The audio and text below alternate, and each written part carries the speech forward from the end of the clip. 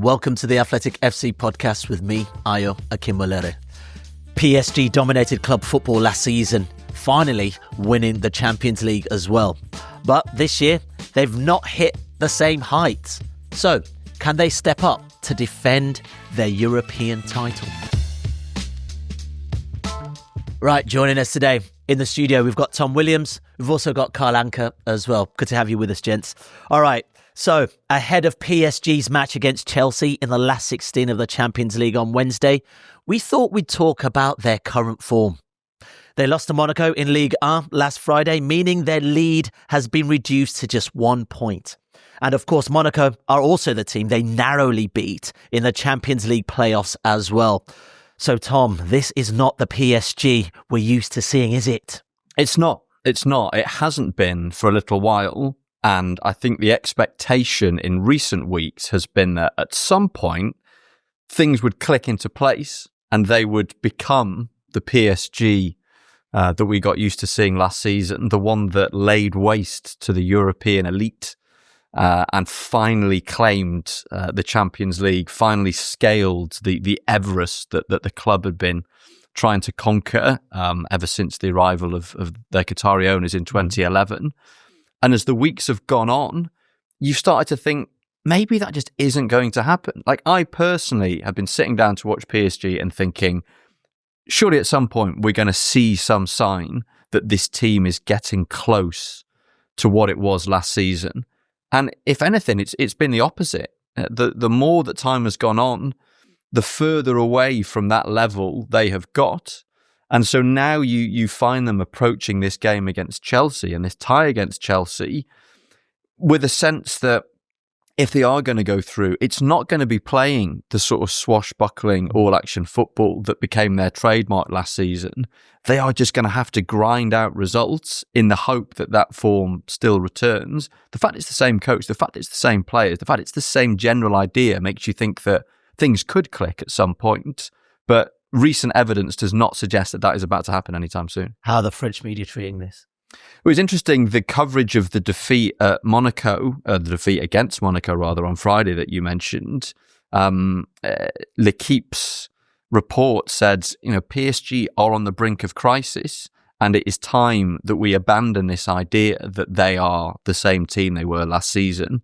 They are showing week after week that they are not capable of producing that performance level. And we saw that towards the end of the league phase. I mean, the best football that PSG have produced this season has tended to be in the Champions League. In the early weeks of the competition, they were fantastic in their opening game against Atalanta, 4-0 winners, won away at Barcelona with a second choice attack, put 7 goals past Bayer Leverkusen and were really flying. And then they finished the group phase by taking 2 points from a possible 9, drawing away at Athletic Bilbao, losing away at Sporting, and then drawing it home to Newcastle in what would basically, what felt like a must-win game if they were to avoid going into the playoff round. And they weren't capable of raising their level. And so I think the feeling in France is that, we need to perhaps come to terms with the fact that PSG are just at a different phase in their evolution now. They're not kind of on the launch pad. They are just sort of muddling around, desperately trying to find some semblance of form to cling to. And so I think most people would still have them as favourites going into this tie against Chelsea as the defending champions with all the fantastic players and the fantastic coach they've got. But there's very little certainty at PSG at the moment. Yeah, Carl, not many teams hold on to the Champions League other than the name Real Madrid, of course. And, you remember the dismantling of Inter Milan in the Champions League final, Desiree Doué, Dembele doing what they do best, academy kids from PSG scoring late winners as well. This is a very different outfit. I rewatched the Spurs match just before this podcast. PSG beat Spurs, but they kind of made a meal of it. Are you surprised to see the PSG from last season not really replicating the same kind of swashbuckling kind of football in the Champions League this season? A little bit. In January, I messaged my friend Jerry Tackle, who works with PLP. I know. Well, I was simply watching a PSG game going, what's going on? And Jerry, who supports PSG, offered his points to me. And one thing he made very clear to me was something I think quite a few of us overlook: the Club World Cup. Yeah. In that the PSG team that we saw dismantle Inter Milan in that Champions League final. And the one thing that sticks out to me about that Champions League final, yes, the goals, yes, the performance, yes, Desiree Doué, but also the referee blew exactly on 90 minutes. He was like, this is done. It's like a boxing match. Like, stop it. Yep, done. Unplugging things, just wrapping it up this wire around the stereo, like, this is over. We don't need to do this anymore. And then it happened again in 2 or 3 other matches in PSG early in this season. But also, they had to go to the United States. They had to play in the Club World Cup. The gap, they went to the final. They lost to Enzo Maresca's Chelsea in the final. And one thing that Chelsea fans like to remind people was the gap between the Club World Cup final and Chelsea's first match of the Premier League season was something around 35 days. Like a very, very, very short turnaround. Now, Chelsea can, to a degree, stomach that quick turnaround a bit more because they have a very, very deep squad. They have a large amount of players, and I'm not going to make a joke about that. Chelsea have a big squad. So they can rotate a little bit more than a PSG team that, for managerial reasons, Luis Enrique doesn't like working with a particularly large squad because he wants to have more contact time with a lot of his players.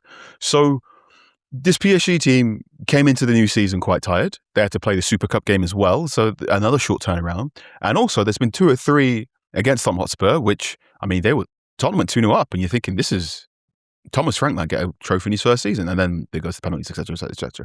But then while it's the same players, there are 2 or 3 changes. I think moving on Donnarumma and bringing on Lucas Chevalier is a big change because PSG were fantastic in that Champions League run, but there were 2 or 3 matches and 2 or 3 opportunities where I want to say Liverpool had a chance. I want to say Arsenal had a chance. Donnarumma had to do big things. I keep saying it. Donnarumma, when he's playing at English club, his eyeballs get big. He just finds an extra 5% and just break your hearts, and he's been doing it since the Euro 2020 final. I think Marquinhos, Father Time has caught up with Marquinhos as well. He's not the same centre-back that he used to be. So that's another 5-10% off their defence too. Hakimi has been injured and he's gone to AFCON, and he's just not been the same player that he was last season. This is a player that for the last 3 or 4 years was regarded as the best right-back in the world, and now there's a conversation as to other right-backs being in there. So 3 members of that back 5 are not the players they used to be. I think Zaibari, who came over from Bournemouth, he didn't really gel in the first start of the season too. Then you add in the injuries to Dembele, Desiree Doué's perhaps been on and off. So you've got a slightly smaller squad that played a ridiculous amount of football games last season, including the Club World Cup. They all come back for a brand new season.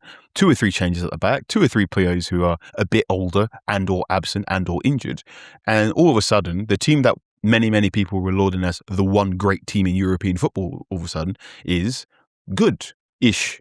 And I think this is something that might continue to happen in this new expanded format of the Champions League, where there's parity isn't quite the word. There are fewer times where I'm going, that is a great team, and more times I'm going, that is a good team with a goal scorer who might go supernova for 10 minutes.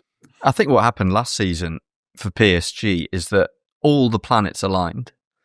Luis Enrique found this way of playing, and he didn't come across it prior to the start of the season. We go back to the first part of last season. PSG were very underwhelming. They would very frequently dominate matches, but not score the goals that their domination of both possession and territory suggested they should. And then he starts playing with Ousmane Dembele as a false 9 halfway through December. Things fall into place. In the second half of that season, no one got injured. He was able to rotate players freely because in Ligue there was no real challenge. They went into the year 2025 with a 10-point lead at the top of the table. And he was able to work with, as Carl says, a very small squad. And even within that, 12 or 13 key players. By the time we got to the knockout phase of the Champions League last season, you knew pretty much exactly which team was going to start. The only query between games was, is it going to be Desiree Doué or is it going to be Bradley Barcola? Every other player was guaranteed to start. And PSG produced spectacular but quite complicated football, a very intense, very minutely coordinated press without the ball that involves every single player on the pitch. Positional interchanging that involves every player on the pitch. And because he was able to rest players in domestic games, and because none of his players were injured, it meant that he could work with that very small group of players week after week after week and ended up producing this, extremely well-drilled kind of football. And this season, because of the injuries, but also because of the domestic challenge from Lens in Ligue 1, which I know we're gonna go on to talk about, he can't rotate. The players aren't fit, and so everything that was working last season is no longer working this season. And that very finely calibrated style of football is just currently beyond them. And I think, those are all key factors in explaining why that is. Okay, well, let's move on to the Chelsea match on Wednesday, because we did mention they'll be playing Chelsea in the Champions League. Liam Rosenior has a decent record versus PSG, as we know that from his time at Strasbourg. So 1 win, 1 draw and 1 loss. Now, how have previous meetings gone with these two sides? Because I'd like to think Rosenior is coming into this, dare I say it, with a much bigger squad, Carl, and feeling possibly a little bit more confident than he probably would under Strasbourg in Ligue 1. Yes, but also we both spoke to him when it was a Strasbourg box, and the way he explained about taking on PSG, he was like, well, go for it. These are the games you want to manage. These are the games you want to be a football player. And that was Liam's entire approach. He talked about his history playing for Hull, playing for Brighton, and playing for some of the smaller teams that when they finally got to go to Anfield or when they got to Old Trafford. And he explained his own frustration about playing the bigger teams and not really touching the ball, because everyone the game plan was about sitting in deep. And it's like, oh, well, this is the pinnacle of my career, and I've just stood there looking up, watching balls just go over my head because we're playing long ball. And he didn't want to do that when he was a Strasbourg boss. And I believe when we spoke to him, Strasbourg had just drawn 3-3 with PSG after being 2 goals up at the start. And Strasbourg pressed very, very high, which you can do that when you're the Strasbourg coach because you've got very, very young players. But also, I think you can do that more against this PSG team because, as Thomas explained, the very, very precise footballing machine has been disrupted in 2 or 3 phases. Fabien Ruiz does not look the same player in 2026 that he was in 2025. There's been an injury to João Neves, who, I mean, that kid is special, isn't good. he? Yeah. If Pep Guardiola signs João Neves, we're all in trouble. And I mean that as the greatest compliment. He's 5'9"-ish, and his ability to predict where the ball is going to land when it's been up in the air is the only player I've seen with that sort of size who's that good in predicting the flight of a ball is N'Golo Kante. Like, he's brilliant. Vitinha is, sometimes Vitinha is a 9 out of 10, sometimes he's a 7 out of 10, but Vitinha can't do everything. He's exceptional in the first phase. Fabien Ruiz and João Neves takes things in the second phase. And this is it, in that a lot of PSG have a lot of good players, but they're turned into great players because their weaknesses are hidden very often by the other football players next to them. It's very good squad building when everyone is fit and everyone's fit and everyone's doing well. When they're not, that's the interesting bit. And the fact that Ligue 1 is a little bit more competitive now, and the fact that you've got a manager in Liam Rosenior who has already, I'm not going to say profit maybe isn't the word when it's a 3-3 draw, but has dented PSG in the past. Do you think there's a psychological edge here? I think there's not going to be no fear when he's going through his training routines and when he's doing things on a whiteboard. I also think increasingly now, when we are watching Champions League football or Europa League football, the physicality of the Premier League now is coming to the fore. In that, I mean, Tottenham Hotspur are in a relegation battle, and yet they will finish the league phase 4th because even the smaller fishes in the Premier League are able to hurt and run with an intensity that a lot of teams outside of in Europe's other top 5 leagues cannot quite manage. So if you're a Chelsea player, if you're Moises Caicedo, right, you go at them, and I'm sure one of the Chelsea coaches is telling him words to that effect. Well, far more complicated instructions than just go at them. But I'm really, really interested to see how Premier League combativeness works against a PSG team that can be very, very good at using possession as a defensive tool as well. Yeah, and Carl talks about going at them at your own peril, because we've also seen PSG this season absolutely obliterate teams. You look at the Marseille 5-0 in Ligue 1. You look at that Lille game with Dembélé doing what Dembélé does. You know, that chip, that graceful drag back and then chip over the keeper. You know, this is still a stacked team. You spoke about Vitinha there, you know, the Tottenham game. Vitinha's first career hat-trick against Tottenham. rescuing his team from a possible defeat, against Tottenham Hotspur. This is still a stacked team. Let's not forget, Tom. Yeah, it's the exact same team as last season on paper, with the one difference being in goal, as Carl said, and clearly replacing last season's outstanding goalkeeper Gianluigi Donnarumma, the current holder of the Yashin Trophy, with Luka Chevalier, who then lost his place to his Russian understudy Matvei Safonov, who's basically a goalkeeper with a similar profile to Donnarumma, but multiple levels below him. Has not been a success, but it is all the same players, and we have seen glimpses, and that's one of the great frustrations with PSG, is that you do see these glimpses, and Dembele's form since the start of the year has been one of the few bright spots, because he has had multiple injury problems. It was a hamstring problem in the first part of the season. Since Christmas, it's been calf issues. It was the calf issue that forced him off in the first leg of the playoff round tie against Monaco. He came on for the last half an hour against Monaco on Friday, looked relatively sharp. But there again, would it be a risk to start him, given that there is now that vulnerability? But he has shown with that, that fantastic brace against Lille, that impossibly delicate left foot chip. Too good.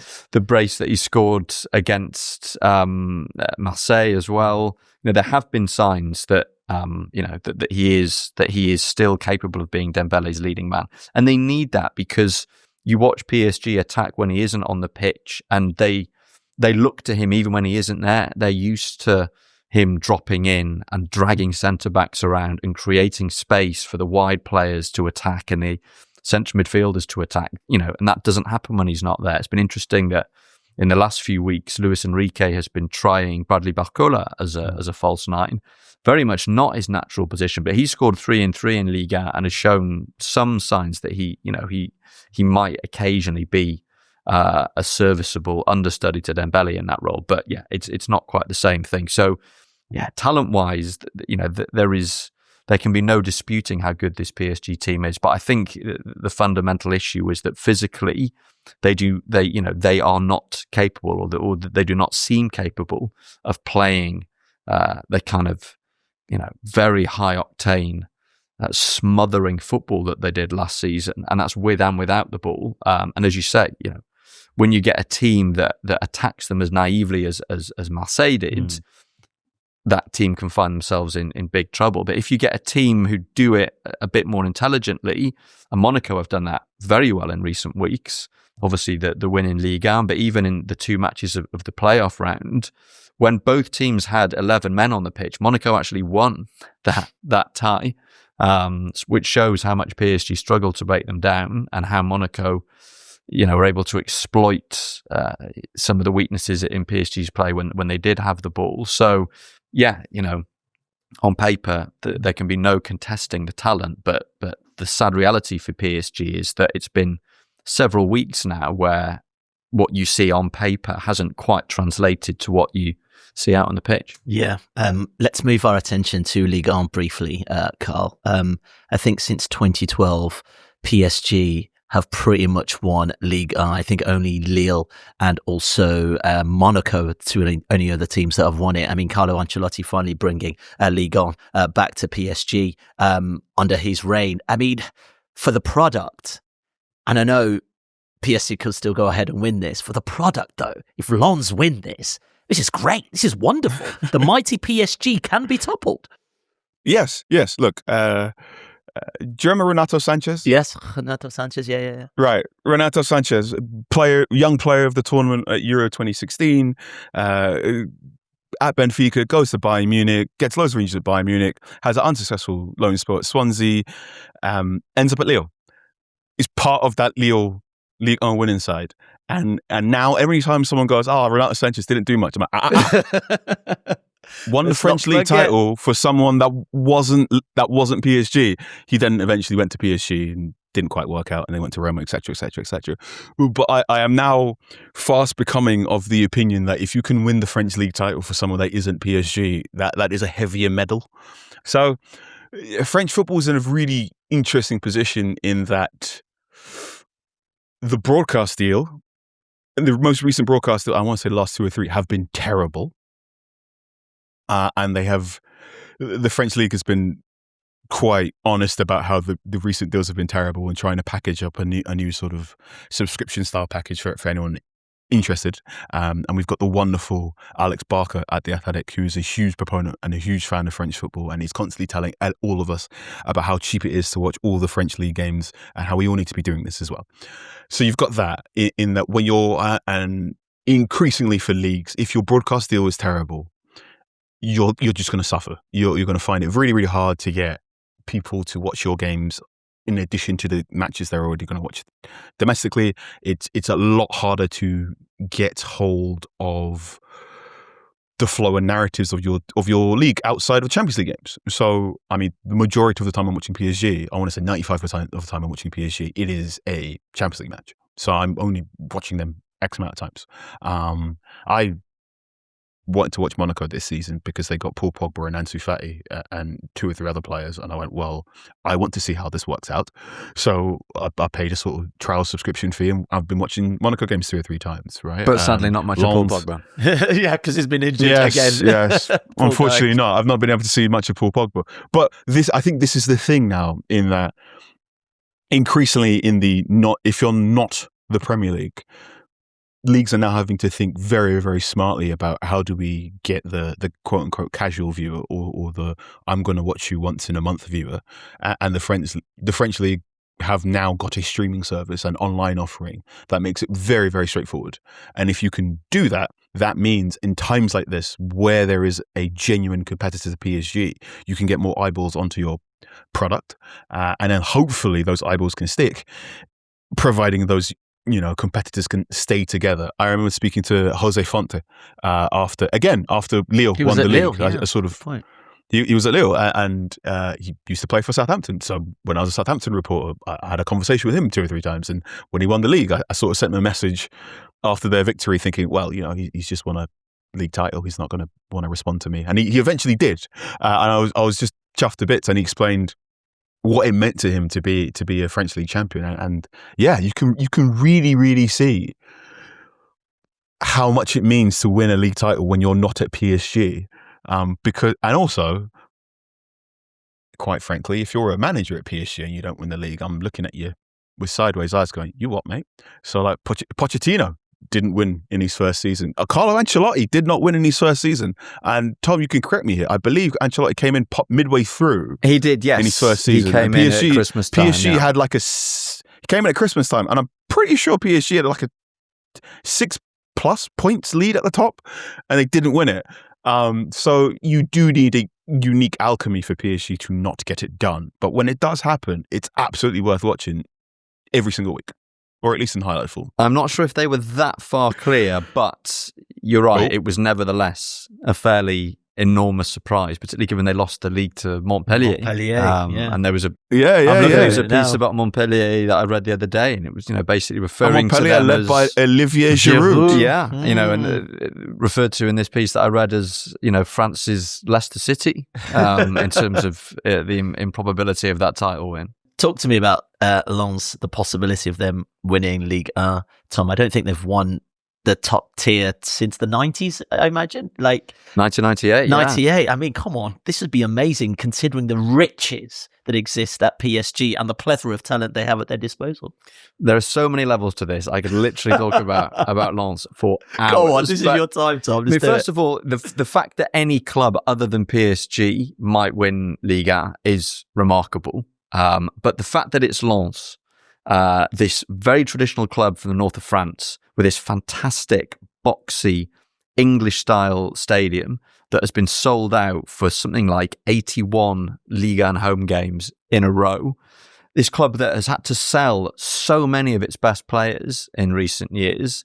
You go back to January last year, and Abdulkadir Kusanov going to Manchester City, Kevin Danso going to Tottenham. They lost their starting goalkeeper, Brice Samba, went to Rennes at the same time. There's just been this constant churn. And then here we are this season with a new head coach in Pierre Sage, who was sacked at Lyon, and in a manner that a lot of people, both at Lyon and elsewhere, felt was very unfair. And with this really interesting kind of hodgepodge collection of players.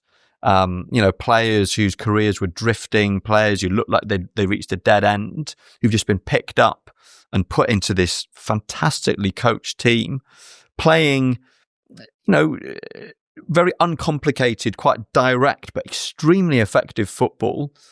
Flying wing backs, Florian Thauvin, who came in from Udinese last summer, playing just off Odsonne Edouard, whose career looked like it had completely come off the rails in England. And these players just kind of picked up seemingly from nowhere, who've now proven themselves as being among the very best players in Ligue 1. And it is a classic case of haves and have-nots. Lille winning the title in 2021 was remarkable and comparable to this. Monaco likewise, albeit Monaco have always had money behind them. But this is a proper underdog story. And so it's the haves and the have-nots. And there was a feeling up until I'd say even last weekend that Lens' chance had probably been and gone. In that prior to last weekend, they were 4 points behind PSG. They'd lost unexpectedly at home to Monaco, having been 2-0 up. They'd played well, but then drawn away at Strasbourg, and PSG had won. And you thought, okay, we know the drill. PSG are just going to move through the gears. Lens are going to encounter turbulence, and then this dream sadly will die. But then PSG lose at home to Monaco.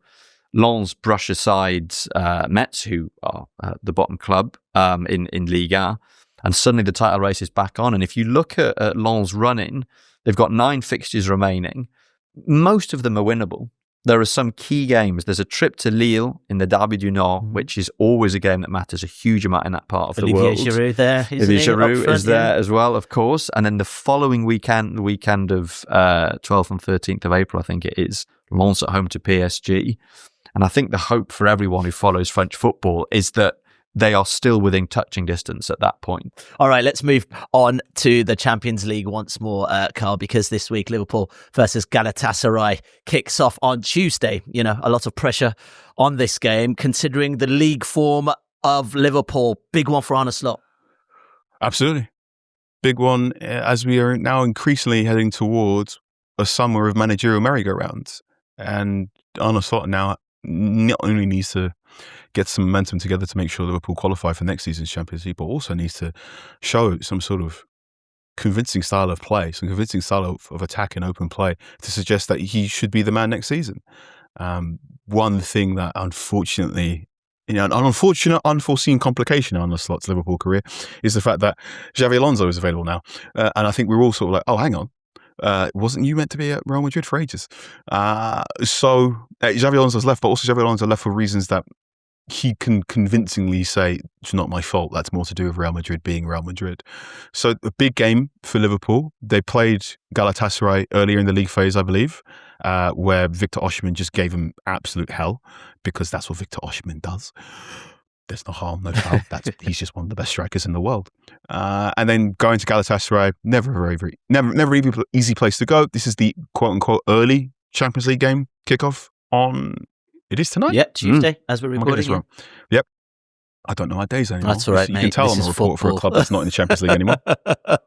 Just one game a week for you, Carl. Sorry, mate. Yeah, it's the quote unquote early game, and I'm interested to see if that's going to play into Liverpool's favour or not. In that, playing at Galatasaray, playing in Istanbul slightly earlier in the day, that doesn't quite play into the welcome to hell, intimidating atmosphere. And indeed, Liverpool they're acquainted with that sort of atmosphere too. So very, very interested in there. I think the fact that Andrew Robertson played on Friday against Wolverhampton Wanderers was interesting. I wouldn't be surprised if he played again or started again today, just to give him that a little bit of veteran nous and to keep 2 or 3 players online or like switched on for the first 20 minutes. Be really, really interesting today. I'm also going to be really interested to see how Ryan Gravenberch plays there too, because I think he's a supremely talented football player. He's just signed a brand new 6-year contract there, but he needs to be a little bit more defensively resilient, particularly in these trickier circumstances, because if he vacates the space too much, there's going to be a very angry person flooding into the space and Liverpool could be vulnerable. Okay. We need to talk about Atletico Madrid versus Spurs. Atleti obviously doing what Atleti do in La Liga, but Spurs are at a point where they are eyeing relegation, or at least that zone. Isn't that strange in terms of when we talk about the riches available to certain clubs and, Premier League clubs in particular? You're looking at a team facing relegation and you're looking at a team in a decent position in La Liga. Yeah, it's mad. And again, I think it speaks to, the enormous firepower of the Premier League, that you could have all the Premier League clubs still in contention in the Champions League. And that includes one of the most feeble Tottenham Hotspur teams I think any of us can remember seeing. Yes, they had a relatively clement draw in the league phase, but they nevertheless produced convincing performances. They beat decent teams. And I think they qualified in 4th place, didn't they? Which is, didn't make the playoffs. Absolutely remarkable. And they were able to successfully switch between domestic difficulties and continental assignments during the league phase. Are they still capable of doing that? And we saw how that group of players, albeit with a different coach, were able to compartmentalize what they were doing domestically and what they were doing very badly domestically last season, and European objectives in the way that they, slid down towards a finishing position of 17th in the Premier League at the same time as they were grinding their way towards glory in the Europa League. Will they prove capable of doing the same thing again? Atletico are a sort of very interesting phase in their evolution under Diego Simeone, in that they are quite un-Simeone-like in the sense that they, quite an attacking team these days. They score an awful lot of goals. The addition of Ademola Lookman's probably helped that as well. Absolutely. Put 4 unanswered goals past Barcelona in the first leg of their Copa del Rey semi-final. So they're into the Copa del Rey final. Though, my God. They were clinging on in the second leg. This is true. But it's, we know what to expect from Tottenham in domestic football. It's generally just quite bad. But when it comes to continental football, I have no idea. It would feel like simultaneously extremely Tottenham if they were to go out having lost 10-0 on aggregate, but also if they were to somehow to go through. And beat Athletic, yeah. It's very Spursy. It is indeed. Anyway, right. Still plenty more actually to look out for in the Champions League. Newcastle versus Barcelona, Atalanta versus Bayern, Leverkusen versus Arsenal. Obviously, Bodo Glimt still doing what Bodo Glimt do versus Sporting, and Real Madrid versus Manchester City once again in the Champions League. All right, gents, it's probably a tough one to call right now, but Tom, who have you got to win the Champions League? I might just put my hat out to Bayern on this one. Yeah, I was going to say Bayern as well. Were you? All right. Yeah, partly because I think there is... I can't think of many more pleasing forward lines in the recent history of European football than Michael Olise, Jamal Musiala, Luis Diaz and Harry Kane. Don't do it I think it would be a wonderful thing for that team to become European champions. When they beat PSG before Christmas, despite having Luis Diaz sent off midway through the game, I remember thinking, and okay, this was at a time when we didn't realise quite how far off the levels of last season PSG were, but that was very impressive. I think they're the team that have probably impressed me the most in the Champions League so far. So yeah, I think if I had to pick one, I'd go for Bayern. Yeah, I was salivating at that front line, Carl. Incredible. Michael Olise's form this season has been exceptional. But who have you got to possibly win the Champions League? I am steadily preparing myself for Arsenal to win the Champions League. Okay. All right. You look at that bracket, and I think this is another thing about the Champions League now, in that the bracket and the knockout bracket means just as much as how good you are. And Arsenal have a very, very, very favourable route to the final. I text one of my friends saying if Arsenal don't make the Champions League final, minimum, I think that would be classed as a disappointment. You're pulling your face now because you're annoyed that you weren't that friend I text.